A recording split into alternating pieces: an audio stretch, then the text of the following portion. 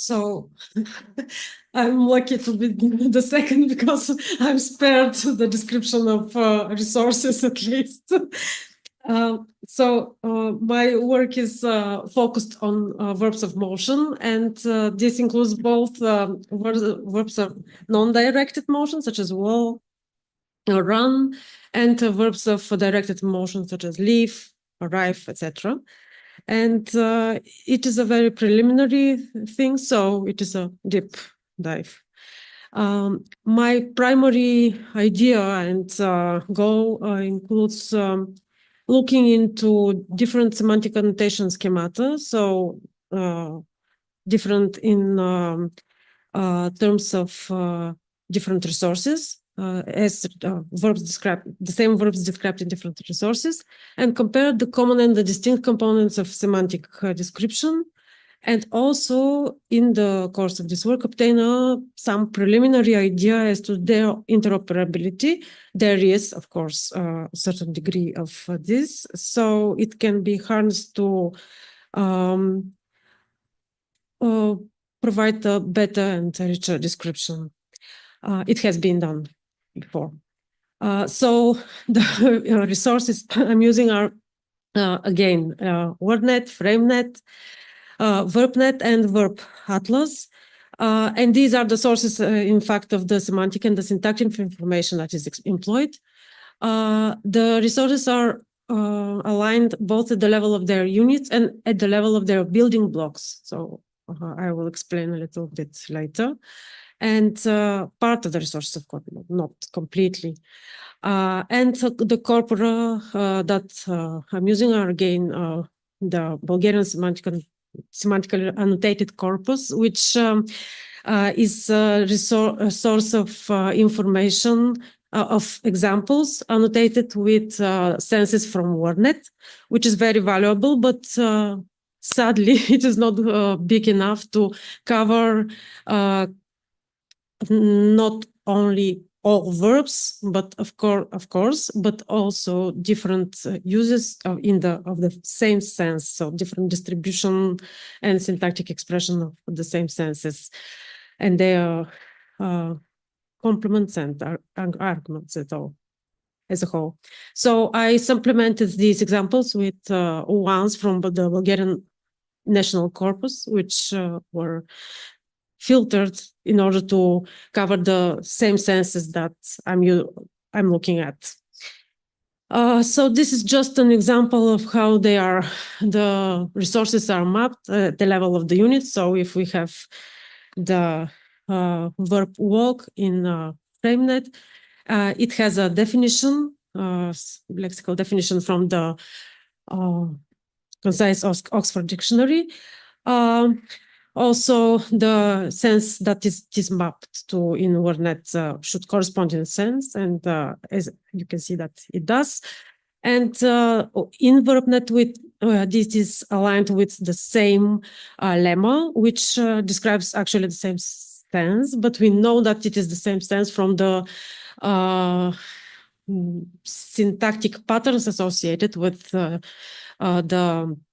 this class run. And the last resource, Verb Atlas, it was created particularly to cover verbs from WordNet, so it is aligned with WordNet by design, and WordNet and BabelNet. So there, the semantic frames are purposefully defined so as to describe the verbs in WordNet. Either a verb is present in all the resources or not, so if it is, and the sense is corresponded, that's fine. But if there are such verbs, such as, for instance, for non-directed motions, such as mosey or saunter, which might not be described in all resources. So in the cases where there is no lexical alignment, there should be at least semantic alignment by assigning a relevant frame, a well-fitting frame that describes the sense. So after looking at the different annotations. I tried to compare some of them and provide some systematicity into the comparison. So I took examples from the FrameNet annotated corpus, which is annotated with frame elements in FrameNet, and passed the sentences through the Verb Atlas semantic role labeling platform and through the VerbNet parser, which returns both semantic and syntactic annotation. So for this example, he ambled down the long winding corridor. We have 3 different outputs, and as we can see, in the first case, the subject is labeled as self-mover, which actually means an agent who is capable of moving on his or her own and under his or her own power. And in the other 2 resources, the same syntactic group is annotated as a theme, which is common to describe the moving object as a theme in the semantic role theory. And then, so these correspond to each other, but are not identical by name. And down the long winding corridor is annotated as path, which means actually the route or the trajectory of where the theme or the self-mover moves along. And as we can see, the Verb Atlas output yields destination and not trajectory or something else. And the VerbNet parser returns trajectory, which is fine. So there are differences which stem from different causes.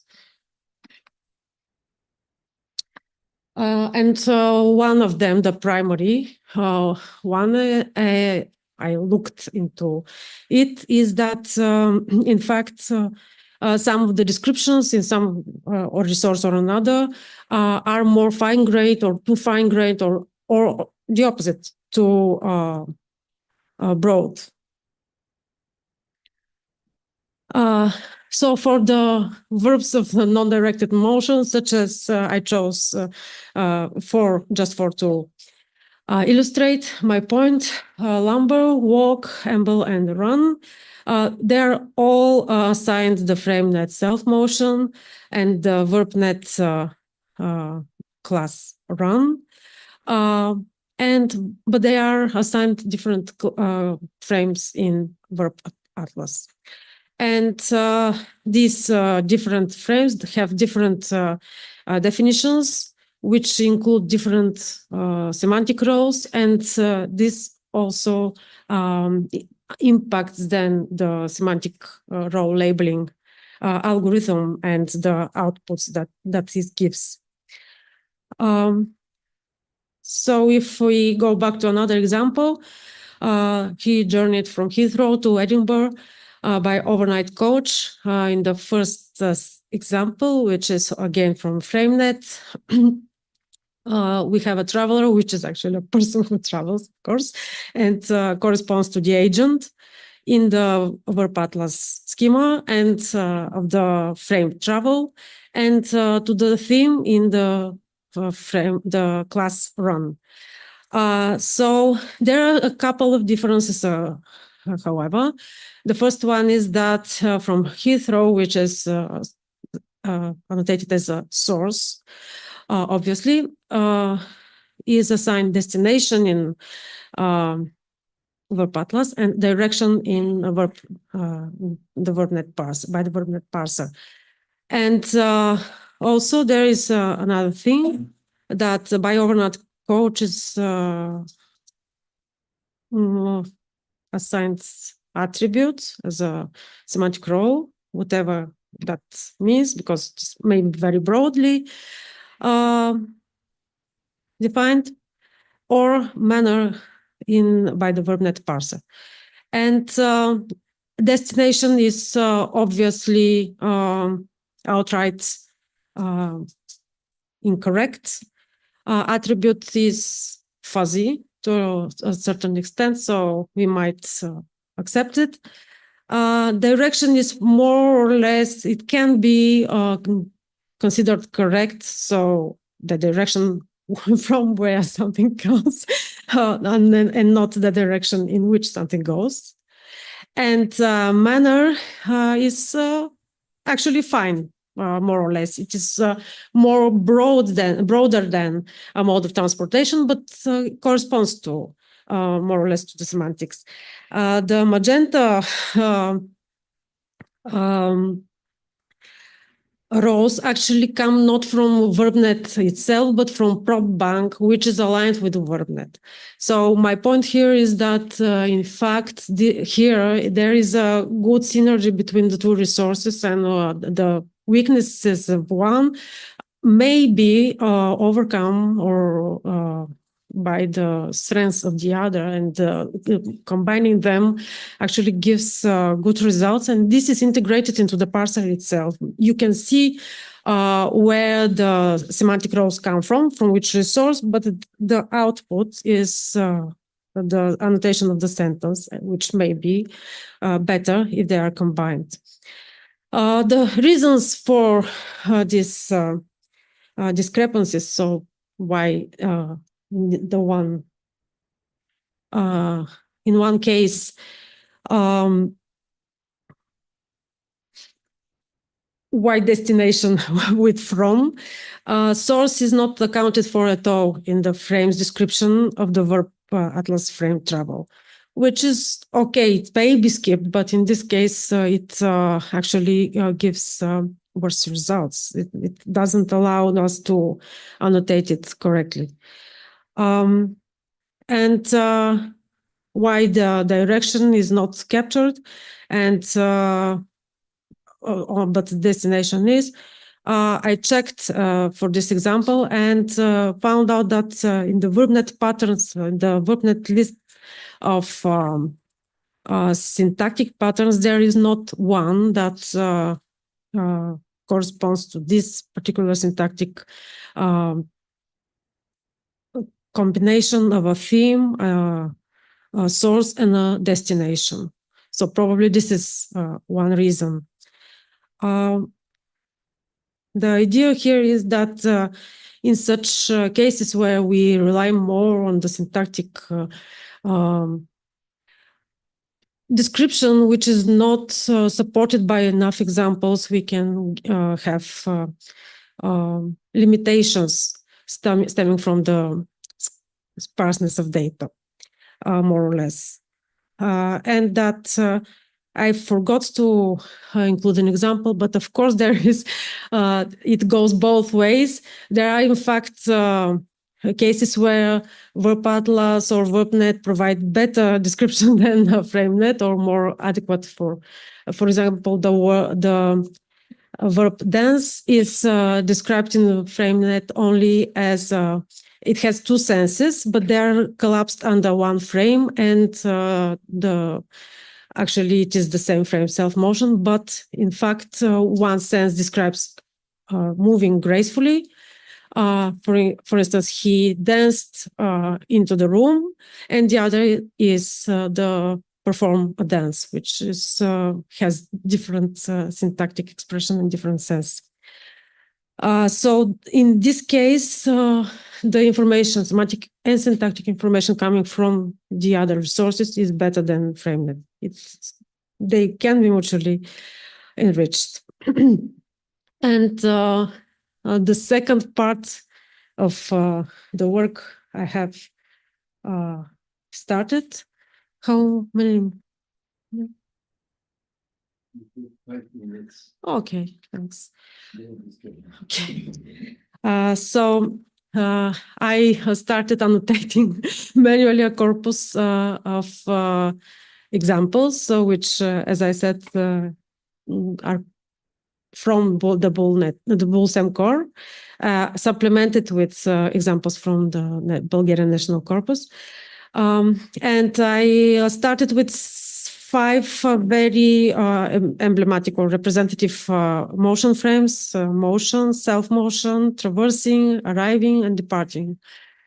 So non-directed and directed motion.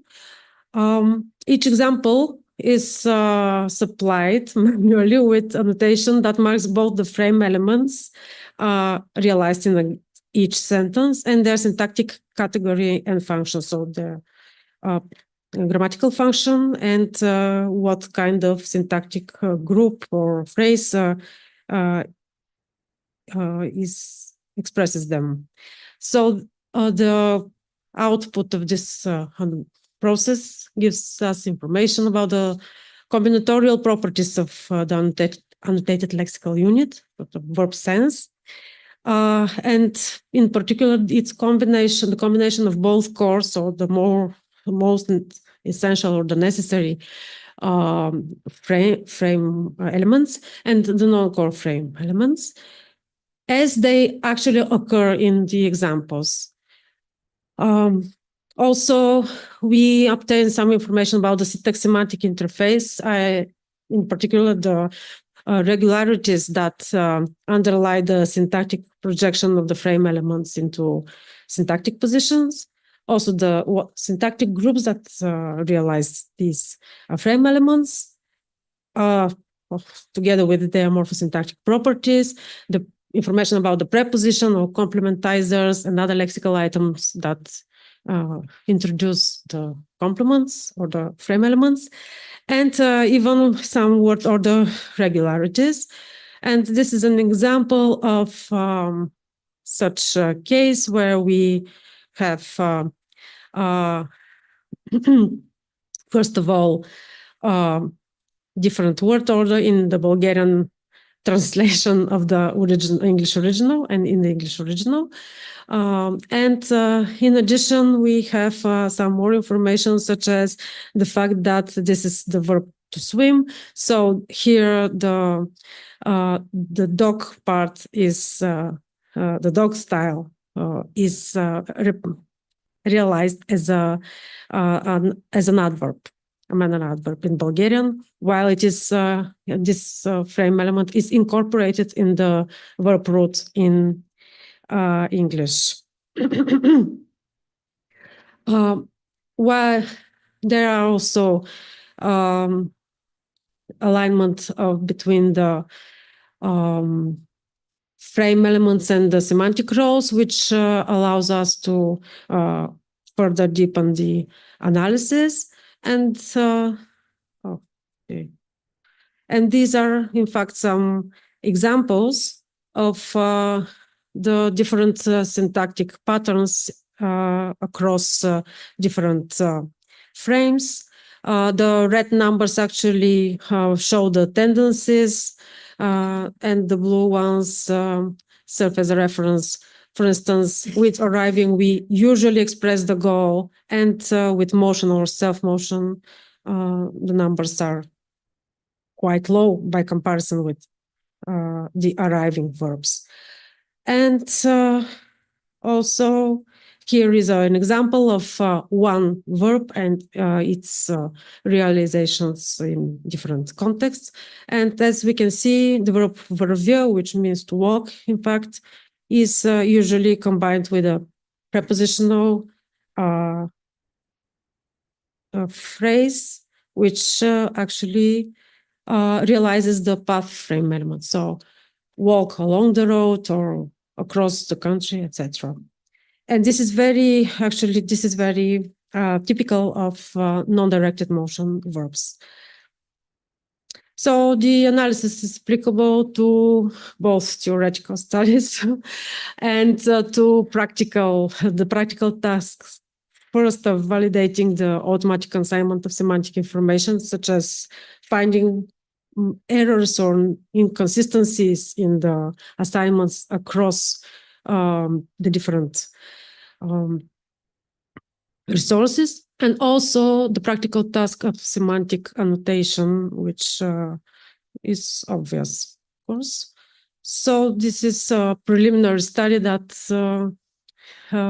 aims at a cross-lingual and a cross-resource analysis that will enable the better understanding for myself and hopefully for others of the semantics of verbs. Thank you very much.